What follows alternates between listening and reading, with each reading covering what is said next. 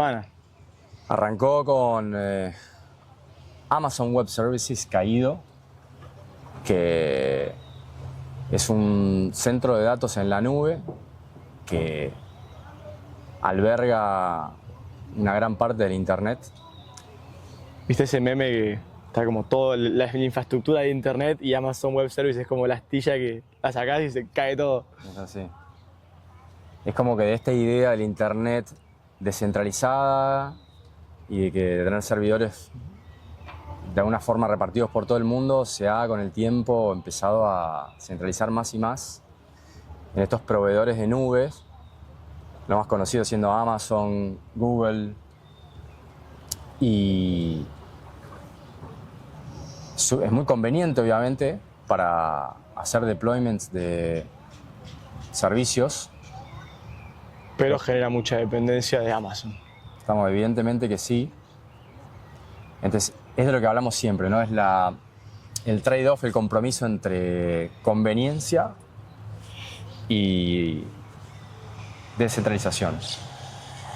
Entonces, para traerlo más a nuestro mundo, lo que fue muy interesante de ver es que varios proyectos de cripto, Que son descentralizados. supuestamente, a ver, ellos se llaman, sí, ¿no? Es de la movida de la descentralización. Nosotros lo llamamos DINOS, que en inglés significa Decentralized in Name Only, porque Descentralizados solamente en nombre.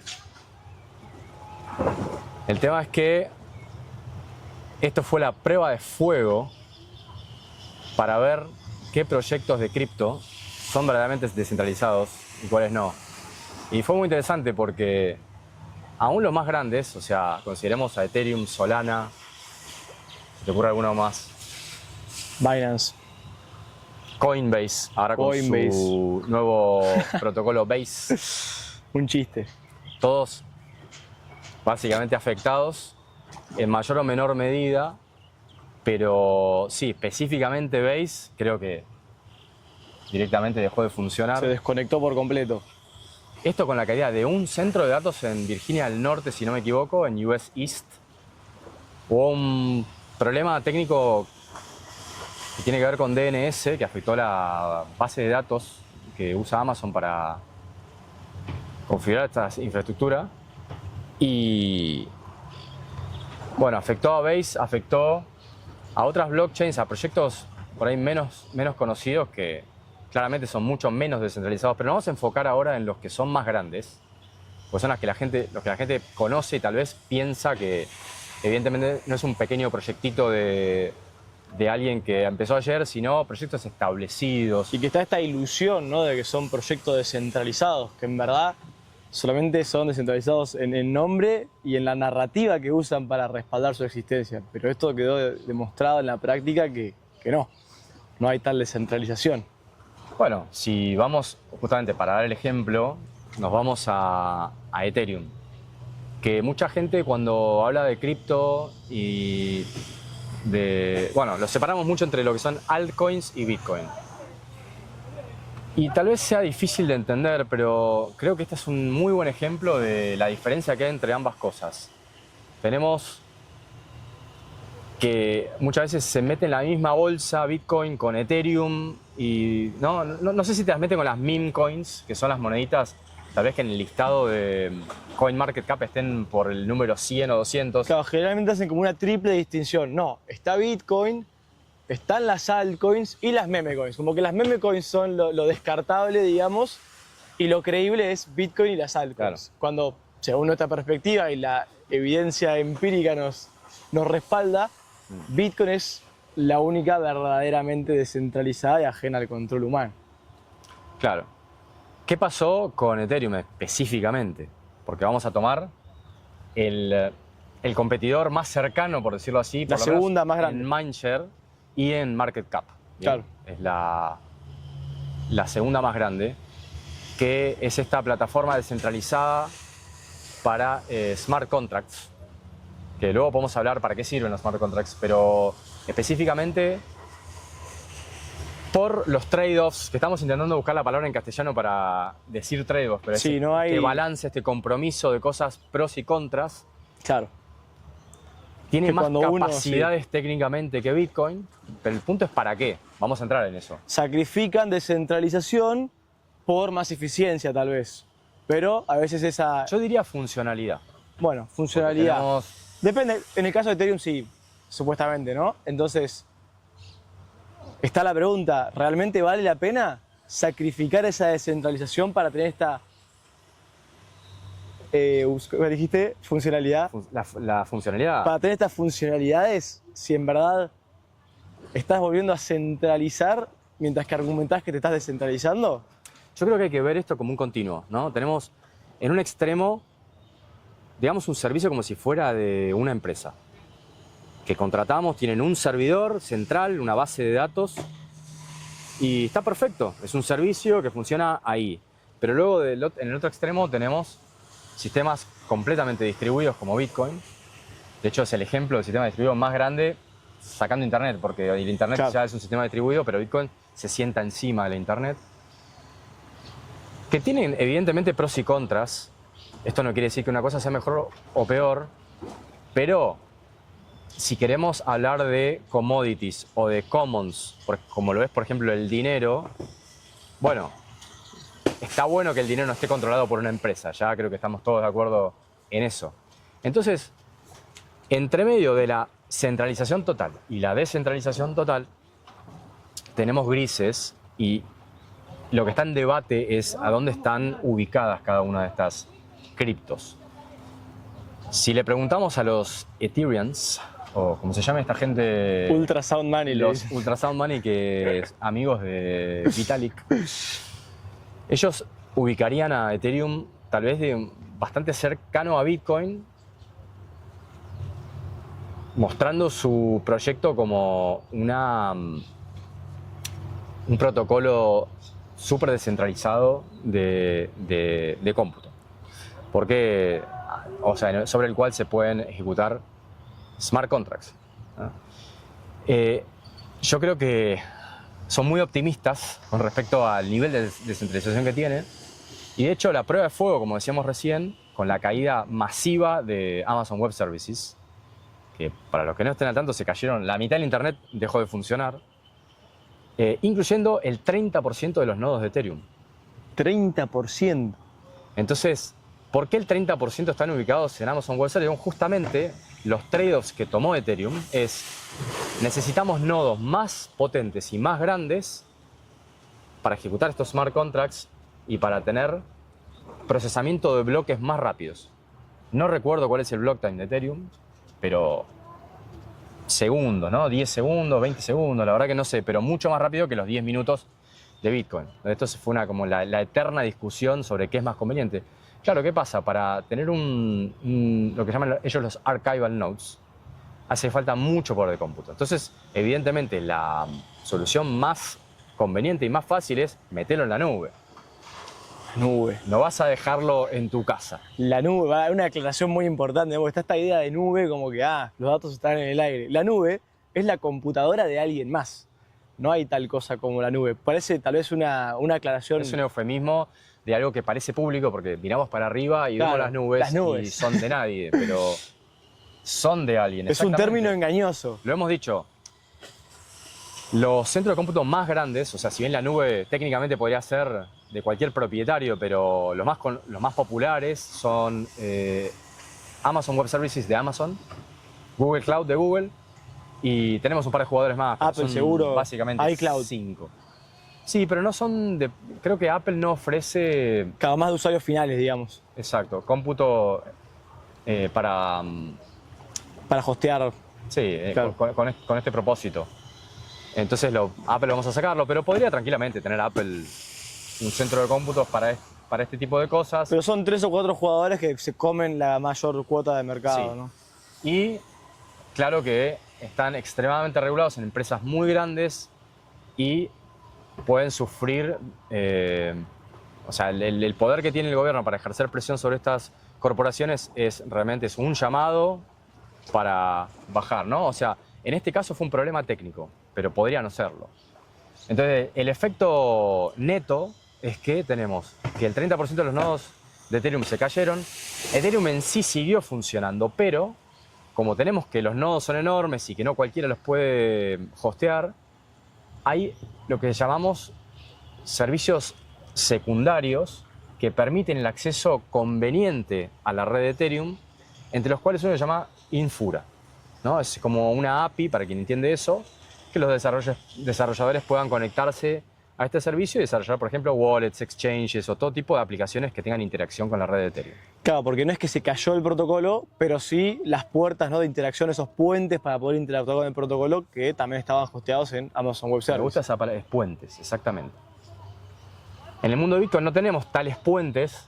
Básicamente, bueno, los hay, pero en muchos casos es por una cuestión de mindset de la industria, es intentar interactuar directamente con la blockchain. Sí, o tal vez también tienen más grados de descentralización. Tal vez esos puentes tampoco están en Amazon Web Service. Porque muchas empresas tienen su infraestructura propia y sus propios servidores que no están dependiendo de esta nube, ¿no? Entonces, vimos en comparación, los servicios de Bitcoin siguieron funcionando perfectamente en comparación a Ethereum.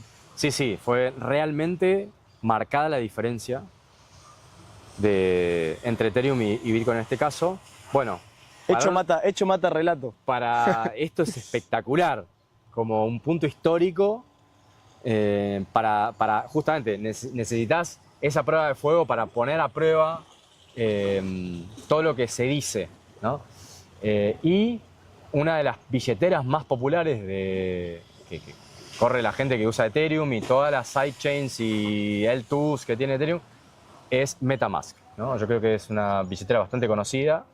Estaba caída directamente, justamente porque MetaMask depende de Infura, Infura depende de AWS, que corre los nodos de Ethereum. Entonces, ¿se cayó Ethereum por completo? No.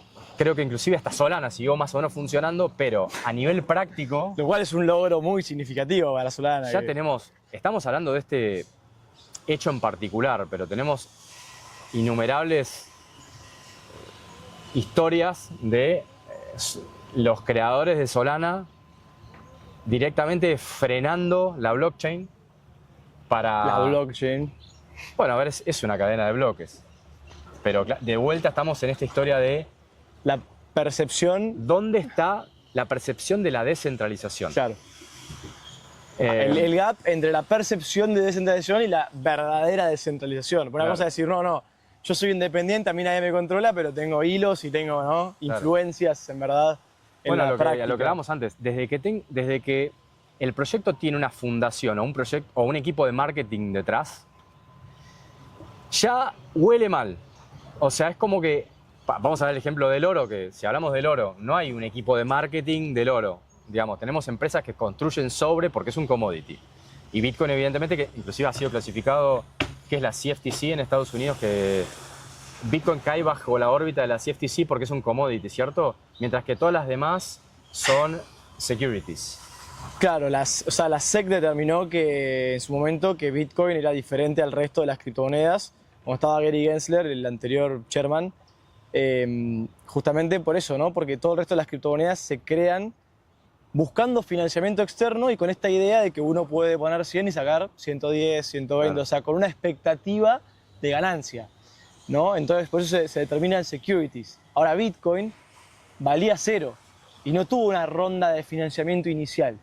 Por eso se lo considera o se lo califica como si fuese una mercadería más del mercado, un commodity, que no tiene un emisor central ni tampoco promete ningún rendimiento, porque un Bitcoin siempre es un Bitcoin. Por más de que su valor aumente en dólares, la cantidad de unidades se mantiene exactamente igual. Eso es una distinción importante a hacer, ¿no? Porque evidentemente hay cantidad de Bitcoiners y hay muchos que van a como prometer, metete en esto porque es una inversión y te va a rendir, lo cual no es falso, pero lo que sí es que no es un esquema ideado por alguien para que la gente como que siga entrando y ellos beneficiarse. De hecho, es admirable que Satoshi Nakamoto, cuando creó el sistema, él empezó a jugar por las reglas desde el día número 1. O sea, él empezó a minar. Obvio, nadie la conocía porque él lo creó y empezó como a compartirla en foros. Y a medida que la gente lo fue empezando a usar, la gente empezó a minar. Pero no hubo una asimetría en la distribución, ¿no? Por quién llegó antes. Y si nos ponemos investigar un poco cuáles son las... A ver, contame cuál es tu... No, es debatible, por quién llegó antes, sí, justamente. Si llegaste antes, tenías más poder de cómputo, podías minar más, ¿no? Claro, pero fue... Creo que dadas las circunstancias No fue lo más fue- justo e imparcial posible, digamos, para hacer... Sí, pero yo creo que no hay ninguna otra forma. No, es cierto también. Porque, ¿cómo podés Fue meritocrático, en verdad. promocionar un proyecto? No, fue meritocrático porque pensar que era una idea que valía cero, nadie sabía lo que iba a valer. Pero claro, Era un respaldo ideológico y la gente daba su poder de cómputo por la promesa de un número en una pantalla que valía cero. O sea, estaban a invirtiendo ver, la un recompensa en Bitcoin, de todas formas, es pagada en Bitcoin. Claro. Eso fue real. Ahora, Exacto. no tenía precio cuando se lanzó, obviamente, no había un mercado, pero evidentemente es lo más justo que hay. La Sí. otra que podría haber hecho es, supongo, haber anunciado Bitcoin para que la mayor cantidad de gente lo supiera y en un lapso, por decir, de un año, empezar a minar, pero también la gente hubiese desconfiado de por qué esto no está funcionando ya, por qué me metería en algo que no está funcionando. Entonces, creo que Satoshi tomó la mejor decisión y eso es una cuestión también de suerte o no, de haber entrado antes. Estar en el momento justo y con la información correcta y tomar la decisión correcta. Son un conjunto de cosas. Uno puede creer que es suerte o que uno se crea su propia suerte. Claro. Ahora, más allá de eso, creo que lo más importante es recordar por qué nace Bitcoin, ¿no? A mí me gusta esta frase que usa Agus, que no sé si es de él, me olvidé de preguntarle o no, creo que sí es de Agus Cassis. Bitcoin es una revolución disfrazada de inversión. ¿Por qué es una revolución? ¿Cuál es el problema que viene a solucionar? Satoshi lo deja muy claro. Durante la crisis financiera más grande en la historia de la humanidad, dice, el problema es la confianza que hay que depositar en los bancos para que se hagan cargo de nuestro dinero. Entonces crea Bitcoin como una forma de eliminar la necesidad de confianza en la base de datos del dinero. Para eso se crea esta blockchain con esta criptografía, con esta prueba de trabajo, este sistema de incentivos, para que no tengamos que confiar en absolutamente nadie y cada uno pueda tener su nodo y ser su propio banco y verificar que el dinero que tiene es realmente un porcentaje de la totalidad y que nadie puede manipular eso. Ahora, ese es el problema que Bitcoin resuelve, arregla el dinero. Yo no veo un solo caso de uso en el resto de las criptomonedas, más allá de todo el financiamiento que tuvieron y todas las narrativas que hay, no veo un caso de uso real y tangible. Y claramente nadie compite contra Bitcoin porque supera ampliamente en todos los aspectos, ¿no? Es interesante que no haya ninguna que quiera competir como dinero. Si bien Ethereum intentó reposicionarse con esta cuestión de ultrasound money, porque empezaron A quemar tokens. pero de todas formas el marketing que tienen es como una plataforma donde se pueden programar otras cadenas, otros tokens, que pueden ser utilitarios, pueden ser hasta meme coins, pueden ser todo tipo. Es como que es la fábrica de otras monedas. Y ahí entramos en el territorio de las estafas, ¿no? Sí. Porque está mucho esta idea de la tokenización, ¿no?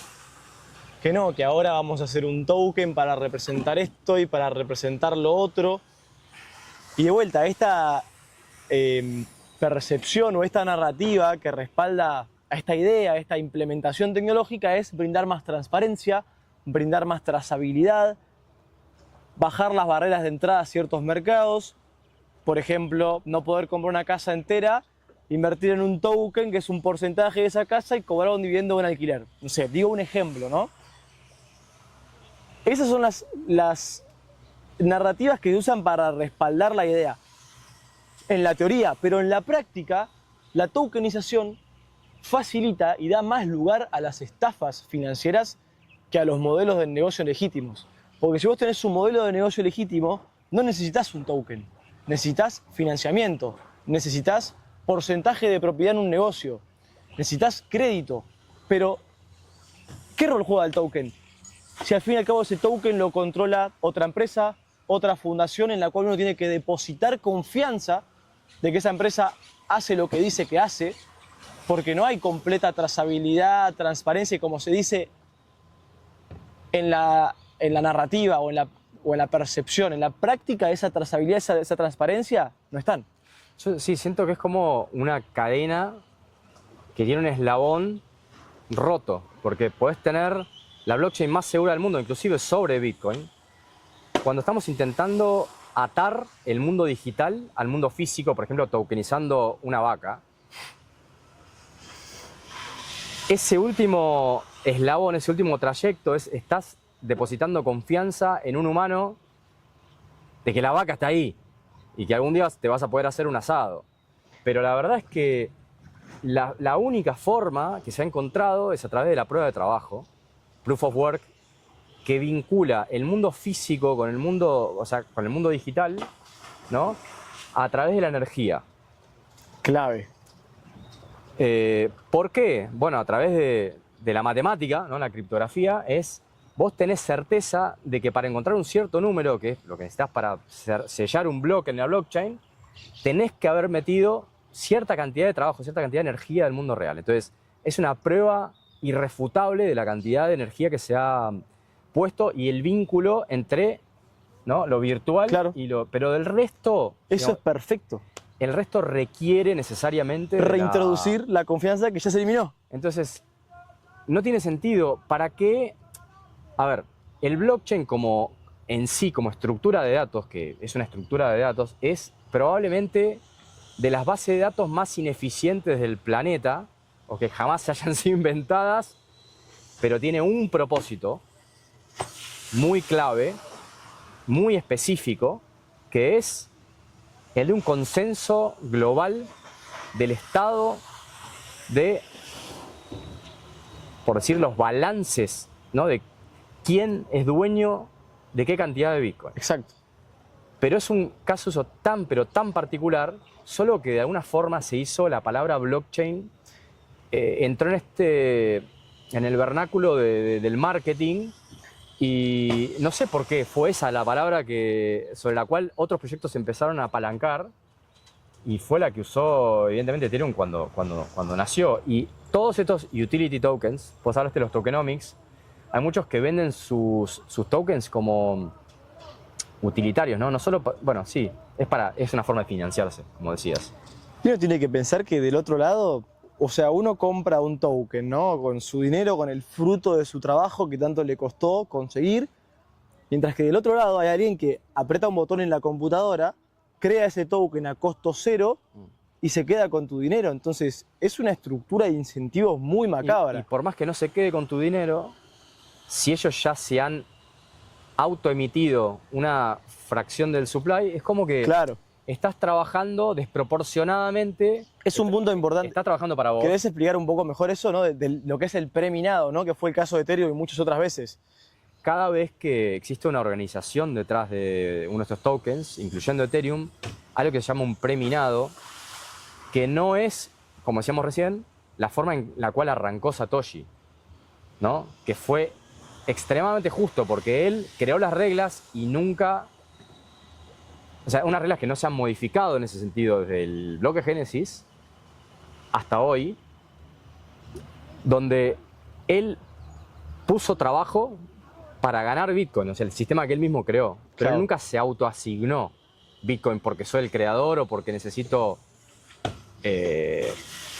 bancar a los desarrolladores o porque vamos a donar a los niños pobres en África o lo que sea.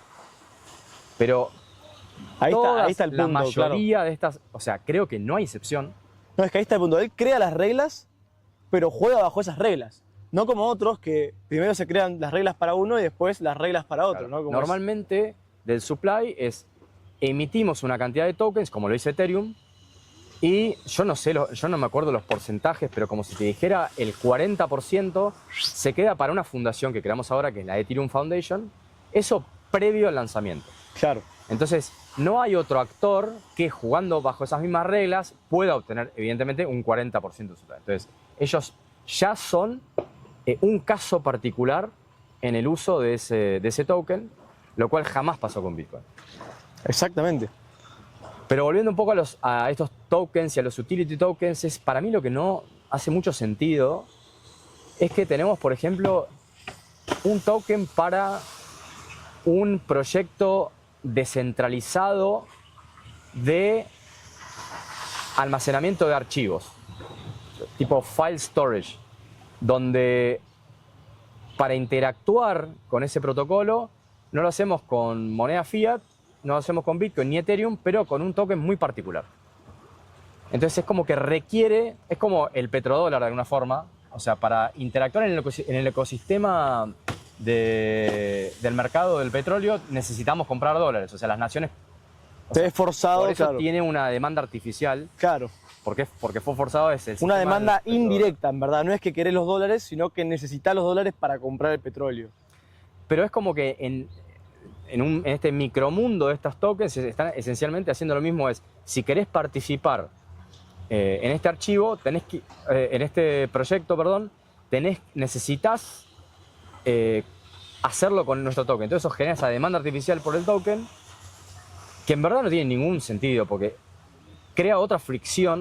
O sea, si vos no vas a ahorrar en ese token, vas a ahorrar en Bitcoin, en Ethereum o lo que sea, vas a tener que comprar eso solo para ir a gastarlo. Y la cuestión es que en el mundo real eso no existe. Eso, si lo llevamos a un extremo, cada empresa o cada sector, porque podemos decir el sector del arte, tiene todos los cuadros, por decir así, se transaccionan en una moneda. Eso no tiene ningún sentido, estamos retrocediendo a la época del trueque, donde para cada cosa, ¿no?, tenemos este problema de coincidencia. Por eso la pregunta, ¿no? ¿Para qué querés el token? Si vos querés financiamiento, si vos querés dinero, si vos querés ofrecer un bien o un servicio, hacelo. Está todo bien. El problema es que muchos no admiten Pero que es para cobrá... financiamiento. Ese es el tema. Claro. No, este es el token que necesitamos para potenciar la red y para que haya gobernanza, o como se diga, para que tengas votos sobre el proyecto, pero en verdad es la forma de financiarse, Sí. de una forma muy opaca y sin ninguna garantía para el acreedor, ¿no? Para el que está prestando el dinero. Uno compra este token, le está de alguna forma prestando el dinero al que emite el token, pero ¿con qué garantía y con qué expectativa? No hay un contrato claro. Entonces, el emisor puede hacer lo que quiera porque, total, no tiene ningún acuerdo que seguir. En cambio, una operación de crédito formal, uno otorga una cantidad de dinero con ciertas condiciones, con una garantía. Si no se cumple, tiene un contrato, tiene una firma, tiene algo que lo respalda. En cambio, con los tokens eso es mucho más opaco, ¿no? Entonces habla de esa transparencia, pero en verdad da mucho más lugar a la estafa que a una operación de crédito legítima. Entonces, de vuelta, ¿para qué querés el token? ¿Quién controla el token? ¿En quién estoy confiando? ¿Qué garantías tengo? Y esas respuestas, ¿dónde están? ¿Cuáles son? En la mayoría de los casos, no hay buenas respuestas. Al contrario, hay más preguntas que terminan dejando a uno concluir que no tiene ningún sentido tener un token. Sí, se esconden bajo esta ilusión de descentralización, ¿no? Es como que te hacen todo el marketing y te muestran y te ponen mucho la palabra descentralizado, descentralizado, descentralizado. Y tal vez, o sea, cuando empezás a investigar y meterte un poco más, entendés todas estas dinámicas. Micael lo acaba de explicar desde un punto de vista financiero, porque es esencialmente eso, pero también desde el punto de vista técnico, no tiene absolutamente ningún sentido tener, como decíamos antes, en la escala de grises entre centralización y descentralización, cuando tenemos un token nuevo que básicamente tiene muy pocos nodos alrededor del mundo independientes validando esa blockchain, ¿cuál es el efecto de la descentralización y para qué usar un blockchain que es extremadamente ineficiente? Entonces estamos gastando recursos para algo que tranquilamente podría ser corrido en una base de datos por una empresa y ser mucho más honestos al decir, este es un proyecto de tal cosa que va a buscar tener financiamiento de esta forma con los tokens, pero ser al menos más honestos. Y además ser más eficientes. No hace falta una blockchain. La única justificación de una blockchain, como decía recién, es la de Bitcoin. Todo lo demás es realmente un despilfarro y por eso, bueno, han tenido que entrar en Proof of Stake, temas que nos adentraremos en otra ocasión. Un robo de nuestro recurso más valioso, que es nuestro tiempo. ¿Qué es nuestra vida sino el conjunto de tiempo que tenemos, o la sumatoria total del tiempo? De años, de días, de minutos, que es limitado. Hasta la invención del Bitcoin, lo único limitado era nuestro tiempo. Entonces, Bitcoin, al tener un suministro limitado, se vuelve en la mejor forma de proteger nuestro tiempo, o al menos el tiempo ya invertido en obtener dinero. En cambio, todos estos esquemas de tokens, de modelos de negocio opacos, de marketing y vender ilusiones o vender percepciones de cosas que en realidad no son, son mecanismos perfectos para extraer el tiempo de otro ser humano. Yo digo que los bancos son ladrones de tiempo, porque al poder falsificar moneda, ¿de dónde sale ese poder adquisitivo? Bueno, se diluye toda la oferta de moneda ya existente, según lo que entendemos por inflación, por eso los precios suben y tenemos que trabajar más tiempo para comprar las mismas o menos cosas, por eso comprar una casa es casi imposible con los salarios de hoy en día, tenemos que trabajar la vida entera y comer arroz todo el año para poder comprar una casa, cuando antes nuestros abuelos podían mantener una casa, una familia, un auto y demás con un solo asalariado. Esto es porque estamos siendo víctimas o partícipes de un robo sistemático de tiempo humano a través del sistema bancario tradicional. Y cripto, en lugar de ser, o sea, cuando digo cripto me refiero a todo lo que no es Bitcoin, parece estar del mismo equipo que Bitcoin, o sea, opuesto al sistema tradicional, pero en verdad replica el mismo esquema de robo de tiempo disfrazado de blockchain, tokens, tecnología, revolución, pero en verdad el objetivo es el mismo, diluir el poder adquisitivo de la gente que compra ese token, que invierte en esa criptomoneda. Efectivamente robándote el fruto de tu trabajo, tu tiempo invertido en obtener esa moneda. O sea, te están robando tu vida, no solamente tu dinero, eso es lo peor de todo. Si vos pusiste los ahorros de 5 años de trabajo en una criptomoneda que se fue a cero, perdiste 5 años de vida. Es una locura. Y tenemos casos concretos de eso, ¿no? Es perverso, es perverso. Y una cosa más, y yo creo que con la cual mucha gente se identifica, es, a ver, saquemos todas las palabritas de descentralización y de gobernanza, etcétera. Realmente el atractivo principal es platita, ¿no? Que venimos acá a hacer una diferencia. Yo estoy seguro que la mayoría de las personas, el incentivo principal para que atrae a la gente es ese, es vengo a hacer una inversión, quiero hacer una diferencia. Ahora, es interesante que muchas de estas criptos se han entregado a mucha gente esa idea, esa inversión y les ha pagado. O sea, si bien hay varias que han caído, sobre todo las más pequeñas, las meme coins, que son evidentemente estafas, te están diciendo en la cara que es una estafa, pero vayamos a las más importantes. Hay mucha gente que ha hecho una gran diferencia en dólares o en términos de oro, Bitcoin, como se quiera medir, en poder de compra, con estas otras altcoins. Con lo cual, te podría, o sea, siendo abogado del diablo, te podría decir, la verdad es que yo le metí fichas a Ethereum hace mucho tiempo. La verdad me ha ido genial. Me he podido comprar una casa, he incrementado mi patrimonio, tengo más poder de compra y todavía creo que sigue compitiendo y que es una buena moneda y que tiene, o sea, que tiene un valor. O sea, no sé por qué me la estás tirando tan abajo cuando en realidad mi percepción es distinta. Sí, ahí entra mucho en juego, se usa mucho esta frase de que Bitcoin es todo lo que no entendemos del dinero y lo que no entendemos de tecnología. No sé quién la dijo, está buena, pero Bitcoin también es todo lo que no entendemos de los mercados de capitales y de crédito. En los mercados de capitales realmente no se crea tanta riqueza como parece, se redistribuye. Para que uno pueda ganar y haga una diferencia, otros 9 perdieron. Es un juego de suma cero, en verdad. Cuando se crea una cripto que no genera ningún valor, ningún servicio, ningún bien, no genera ninguna riqueza tangible en el mundo real porque no ofrece valor de ninguna forma, simplemente alguien la compra con la expectativa de que alguien la compre a un precio más alto, partimos de la base de que se hizo un preminado, se creó de la nada, hay gente que viene y pone dinero, entonces tiene un valor, y entonces claro, los que entraron antes y pueden vender, hicieron esa diferencia, pero para que salga uno tienen que entrar 9. Y esa riqueza no se creó, se redistribuyó. Uno se queda con un token que se termina diluyendo contra Bitcoin, aunque parezca que suban dólares contra Bitcoin, se terminan diluyendo. Es que todo con respecto al dólar sube, en definitiva, ¿no? Claro, porque el dólar se está hiperinflando, estamos en esta burbuja del todo, que hay un excedente de dólares que no saben dónde ir, entonces todo sube en dólares.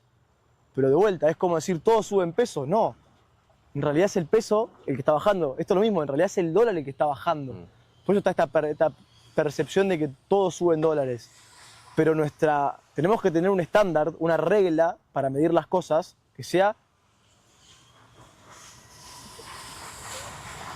más estabilizada, ¿no? Que sea más real, que es Bitcoin. Algo que no se puede manipular, que no se puede inflar. Es como querer construir una casa con un metro que va variando de longitud. O sea, esencialmente es eso, necesitamos una medida estándar del dinero, ¿no? Contra la cual se miden todas las cosas y es como la piedra angular fundamental de una sociedad, porque en definitiva lo que afecta el tiempo de las personas, o sea, si te quedaste haciendo horas extra para ganarte un mango más, es tiempo que no pasaste con tu familia. Entonces, obviamente que el trabajo tiene muchos aspectos, no es solo para ganar plata, hay gente que le encanta su trabajo, está genial, pero convengamos que muchas veces queremos pasar tiempo con nuestros seres queridos y no necesariamente estar ahí tantas horas por semana, y cuando nos roban, cuando nos diluyen, cuando se falsifica el dinero, nos están robando vida directamente. Por eso nos parece como tan fundamental seguir hablando de Bitcoin y además marcar esta diferencia con todo el mundo cripto, que como decimos, puede ser interesante, puede ser que alguno que otro la pegue, como también la pegan yendo al casino. Claro. ¿Por qué no? O sea, se puede. Pero el 90 y pico por ciento... Yo creo que habría que traer más ejemplos porque siempre vemos a los ganadores, ¿no? Como que se ven, sí, tal pibe la pegó y se llenó de guita con tal cripto, con tal otra. Porque claro, como además son más volátiles por la naturaleza del token, claro, se pueden hacer diferencias importantes.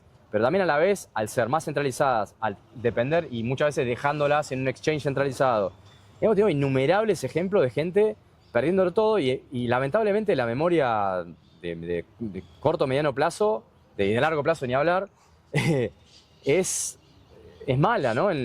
Creo en la sociedad. Es como que cada uno se tiene que quemar con leche para luego entender la lección.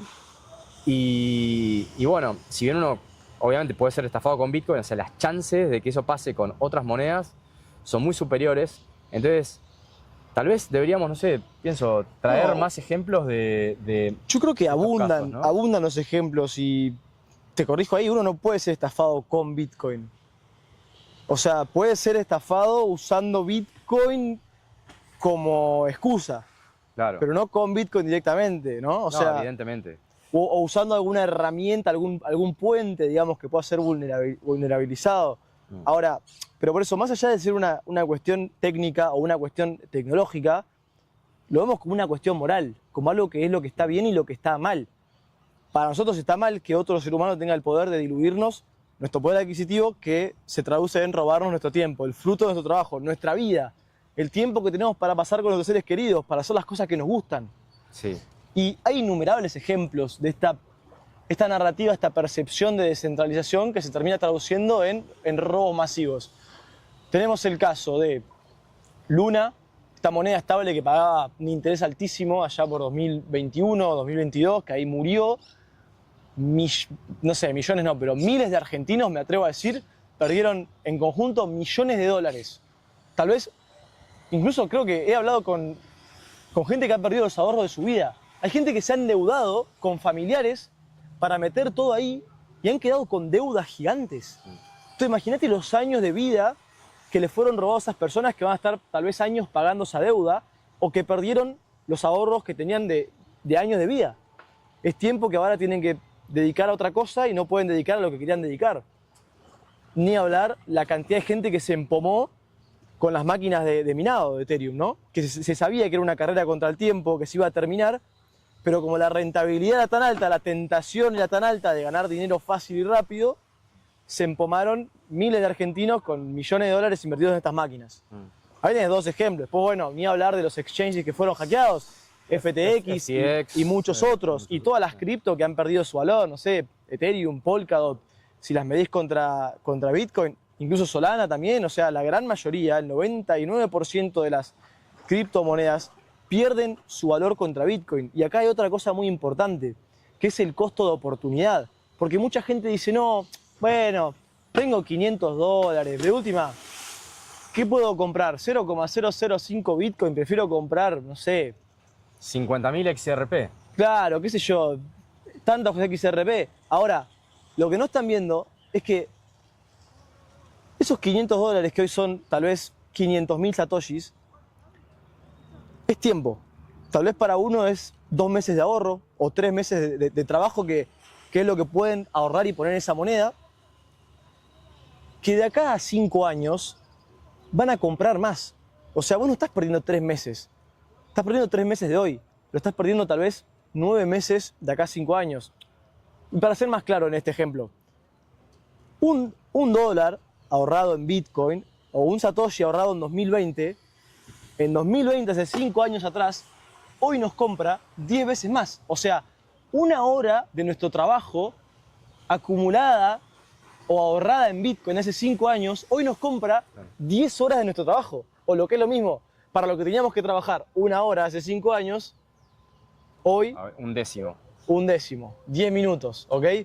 No es recíproco, pero a lo que voy es, tu tiempo ahorrado se revalorizó y esto va a seguir pasando. Entonces, esos $500 que hoy perdés, que son, no sé, 3 meses de poder de ahorro, tal vez de acá a 5 años sea 1 año de poder de ahorro. Entonces, ese costo de oportunidad hay que tenerlo muy en cuenta, porque muchas veces la gente se distrae en lo que son los nominales, ¿no? Sí, los números. Los números. Es un factor psicológico muy importante, es el de...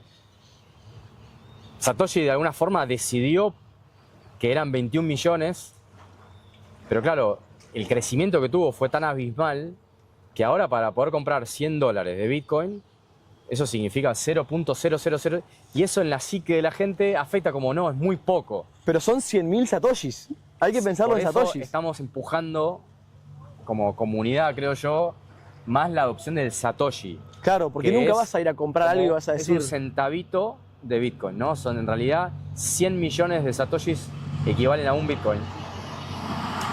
Y es una forma mucho más fácil y más tentadora de por ahí acercarse a Bitcoin y decir, bueno, si tengo $100, bueno, hoy en día me puedo comprar muchos Satoshis. 100.000 satoshis, más o menos. 100.000 Satoshis, exactamente. Entonces, eso es lo que hacía que muchas otras cripto tuvieran ese efecto, ¿no? De ser más atractivas por una cuestión de que, no, yo quiero números enteros. Pero en definitiva, no importa, eso da completamente igual. Lo único que realmente importa es qué porcentaje se aprecia tu poder de compra a lo largo del tiempo. Y no, cuando decimos a lo largo del tiempo, no es pegarla y en 3 meses hacer una fortuna, ¿no? Claro, esa es la frase que me gusta, que es Bitcoin no es para hacerse rico rápido, es para no hacerse pobre despacio, ¿no? Porque con las monedas fías, con el dólar, con el peso, de a poquito tenemos cada vez menos. Bueno, con Bitcoin de a poquito tenemos cada vez más. No nos vamos a hacer ricos, pero por lo menos nos aseguramos de que nos dejen de robar. Y a largo plazo de recuperar un poco de lo que ya nos robaron de nuestro tiempo. Sí, inclusive a medida que se va incrementando el precio y el market cap es cada vez más grande, vemos una deceleración en la volatilidad. Claro. Y eso, de hecho, son por una cuestión de liquidez que sufren muchas otras cripto. Entonces, claro, está la parte de que suben muy rápido y bajan muy rápido, entonces es tentador en la parte de si le pegás a la subida, pero acordate que después viene la bajada. O sea, igual. Entonces, ese es otro efecto. Y como decías recién, todo, me parece una muy buena medida, ya que decimos, midamos las cosas contra Bitcoin, es ver gráficos, no contra el dólar, de Ethereum, de Solana, exacto, o de la meme coin que quieras, exacto, sino, ¿por qué no empezamos a mirar cómo se tradea cada una de estas monedas contra Bitcoin? Veamos esos gráficos. Sí, ¡pum! Todos para abajo. Sí, no, es verdad, porque es muy importante la perspectiva, no una cuestión de perspectiva. Yo hago la analogía de los anteojos. Los anteojos verdes, uno ve todo en dólares y ¡fua! Todo sube en dólares. Pero es una perspectiva errónea. El dólar es un mentiroso, porque es esta regla que cambia de medida todo el tiempo, que se puede manipular. Después tenés los anteojos amarillos, que ves todo en oro. El oro es algo menos manipulable, entonces es más honesto en el resultado que nos da de los valores. Por más de que una casa hoy cuesta más dólares, en verdad cuesta menos oro, cuesta menos cantidad de trabajo y de recursos construirla, porque la tecnología avanza y es más eficiente. Y los mejores anteojos son los anteojos naranjas, cuando vemos y medimos todo en Bitcoin y nos damos cuenta de que todo pierde contra Bitcoin, que es lo mismo que decir que Bitcoin gana contra todo el resto. Exacto. O sea, si tenemos una casa, nuestra casa vale cada vez menos Bitcoins. Si tenemos Bitcoins, nuestro Bitcoin nos compra cada vez más casas, Casas, satoshis. sí. Había una publicidad, de hecho creo que era de Coinbase, que mostraba una casa y su valor en Bitcoin en el año 2006 contra 2010, 2016, 2020, 2021. Y es increíble la diferencia. Claro, en 2016 capaz que esa casa valía 5.000 Bitcoin. Y de golpe pasó a valer 50 y hoy en día vale 3. Entonces, Y en 10 años vale 0.3. Lo que es importante de todas maneras es que tal vez en este mundo, ¿no?, acelerado y de ganancias rápidas, también perdemos un poco noción del contexto general de Bitcoin y miramos el precio hoy, el precio de ayer, y cayó respecto a hace 2 semanas, ¿cuánto cayó? 10, 15%. Sí, 15%. Obviamente que las cripto hasta han caído más, pero tenemos que dejar de ser tan cortoplacistas y saber mirar como tendencias y ¿cómo se llaman estos promedios, estos moving averages? Claro. Que son de 4 años, o sea, creo que casi ninguna persona que puso hace 4 años en promedio ha perdido, o sea, hay que mirar las tendencias más macro y no estar mirando el precio cuando sube a cada hora y saber entender esa parte, ¿no? Que esto es una cuestión de, no hay que meter todos los ahorros, no tienes que meter tu casa entera, pero asigna una pequeña fracción con la que estés cómodo. Y yo le digo a un montón de gente, metelo hoy, no lo mires. Y en 4 años, tal vez, pegar una miradita. Pero vos solo acumulá de forma humilde, como nos gusta decir, ¿no? Stay humble and stack sats. Sí. Acumulá esos centavitos, esos satoshis, dejátelos apartados, controlalos vos y miralos cada tanto. No estés obsesionado con el precio de cada día y con todas estas tendencias. Es una forma también de uno hacerse responsable de su jubilación, sabiendo que no se puede contar con el gobierno para hacerse cargo del futuro de uno. Y creo que la historia lo deja más que claro, ¿no? Los pobres jubilados siempre los cagan. Todos. Entonces, vos querés ser de esos en el futuro y depender del gobierno que ya demostró cagar a generaciones de jubilados, o decir, no, bueno, por las dudas me hago mi propia jubilación. Creo que es un punto importante a tener en cuenta, por lo menos para destinar una fracción, como dice Fran, de lo que es nuestra capacidad de ahorro y hacer nuestro chanchito, nuestro propio chanchito que nosotros mismos controlamos y que nadie puede licuar ni manipular. Eso es lo más importante. Porque con todo el resto, alguien nos puede robar de forma silenciosa. Bueno, Bitcoin, justamente. El ejemplo más grande de esto que muchos argentinos van a entender es lo de guardar dólares debajo del colchón. Esa la decimos siempre, pero es obvio, todo el mundo sabe que metió dólares debajo del colchón hace 10 años o está intentando que sus padres, de otra generación, que tal vez todavía tengan un poco, se deshagan de eso y que lo timbeen porque pierde valor. Sabemos que ya no te comprás lo que era, antes te comprabas una casa, o tal vez, no sé, tus padres vendieron una casa, o tus abuelos vendieron una casa hace 10, 15 años, lo dejaron ahí para eventualmente dejarlo como herencia. Hoy en día te comprás un monoambiente, con suerte.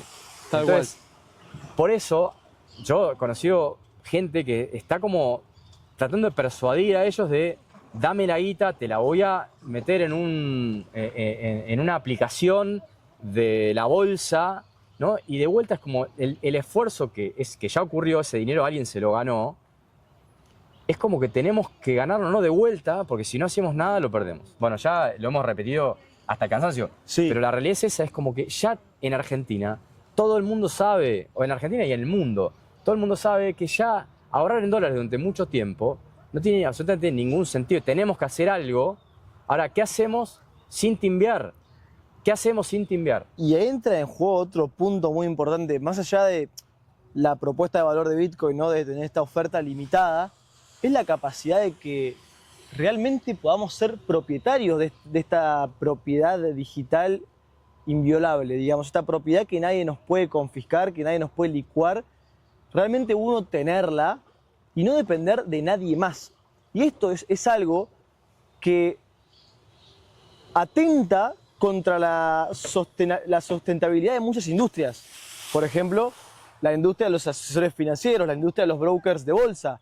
que dependen de que la gente confíe y les dé su dinero. Incluso los mismos bancos, ¿no? Que uno tiene que, dependen de que los usuarios y los clientes les dejen su dinero. Ahora, ¿qué pasa si cada uno puede ser su propio banco?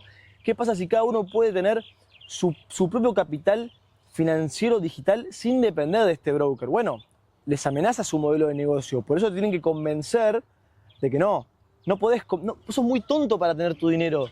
No, tenés que confiar en los expertos, en nosotros. Sí. Es muy peligroso que tengas tu dinero en tu casa. Por favor, qué peligro, no, déjalo en el banco, donde estás seguro. Yo creo que hay un caso también, pues estamos hablando de custodia en un banco gigante en Estados Unidos, por dar un ejemplo, versus el otro extremo, que sería custodiar tus bitcoins, que es lo ideal. Tampoco está al alcance de cualquiera, o sea, tiene un poquito de complejidad, o sea, no es tan complejo, pero hay que ocuparse un poco. Yo creo que eso hay que derribarlo, porque si uno puede comprar los dólares y puede guardar los dólares, ¿por qué no podría hacerlo con un pedazo de información? Absolutamente, pero mi punto iba a ser distinto, es, bueno, tal vez, qué sé yo, podemos aceptar que haya un lugar, ponemos, para otro tipo de custodia, o sea, nos da la flexibilidad de decir, por ejemplo, bueno, tenemos una custodia familiar, aparte Bitcoin ofrece ventajas técnicas de, por ejemplo, tener multifirma, donde, bueno, hay esquemas donde uno puede guardar lo suyo, pero no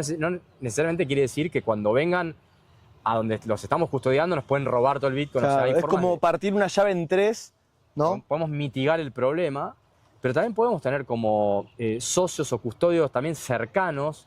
O sea, digo, se pueden pensar estas alternativas, pero es muy distinto, por ejemplo, decir, bueno, tenemos por un pequeño pueblo, puede tener como un banco comunitario, donde ellos corren un nodo para el pueblo, ¿no? de digamos, 2.000 habitantes, y que si llega a haber algún problema, ¿no? Digamos, estafas hay en todos lados, pero digo, es mucho más fácil ir a buscar al tipo que te estafó a un par de cuadras Que esté en la otra punta del mundo. que ir a buscarlo a un banco en Nueva York, ¿no? Convengamos que es una diferencia abismal. Digo, aunque no queramos nosotros ocuparnos, que sigue siendo fácil, pero que den la custodia de los bitcoins. Entonces, nos ofrece muchas más opciones, ¿no? Y trade-offs, que seguimos con esa palabra de Independencia. Para poder encontrar el punto justo de lo que eventualmente nos convenga.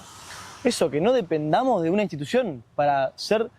Si fuimos nosotros quien la ganamos, si fuimos nosotros quien la generamos, ¿por qué no podemos ser nosotros quien la almacenemos y quien la protejamos? Al contrario, ¿quién mejor preparado que el mismo que la creó y la ganó que para cuidarla? En cambio, cuando uno la pone en manos de alguien más, es algo peligroso, porque alguien más, gastando el dinero de alguien más, tiene un incentivo macabro.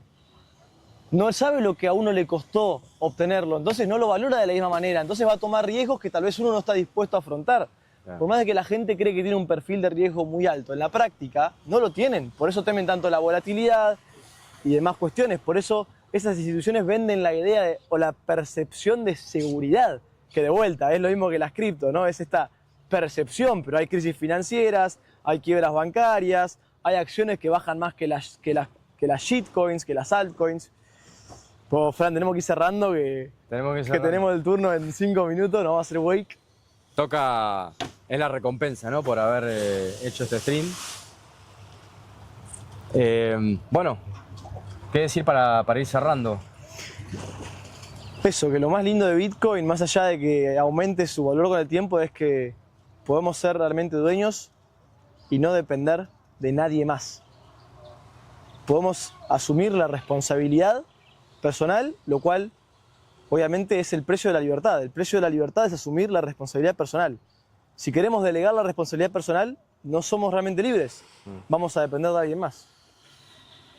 Yo quiero hablar a la gente que ya conoce un poco el ecosistema y que está metida con distintas criptos y pensar sobre lo que charlamos acá, porque en definitiva es una cuestión de tiempo donde todas, de vuelta, contra Bitcoin van bajando. Y estos son, hasta he ganado apuestas, ¿no? Que a lo largo del tiempo, siempre, o sea, siempre, la que termina prevaleciendo y además que es la número uno, es Bitcoin. Y se puede, y como decías, respecto de entender todos los tokenomics y todas las cuestiones tan complejas que en realidad son puro humo, entonces estas altcoins, realmente es una pérdida de tiempo, tanto como lo es quedarse leyendo libros de finanzas y escuchando a asesores financieros que en realidad lo único que nos hace es confundirnos. Realmente el fruto de nuestro trabajo puede ser almacenado de una forma muy sencilla y sobre la cual tenemos completo poder con esta gran herramienta de Bitcoin. Entonces, eso, invitar a que se adentren más en Bitcoin y que entiendan todas estas cuestiones. De que el lado de esta monedita que subió tanto por ciento, mucho más que Bitcoin, o sea, tiene un lado B, hay consecuencias que pagar y podemos tener suerte, como podemos tener suerte en el casino, pero a la larga se termina pagando. Entonces, a mí me gusta sacar esto del Sharpe ratio, ¿no? Ubicás es una proporción que involucra el riesgo que tiene una inversión, creo que para cualquier inversión en general.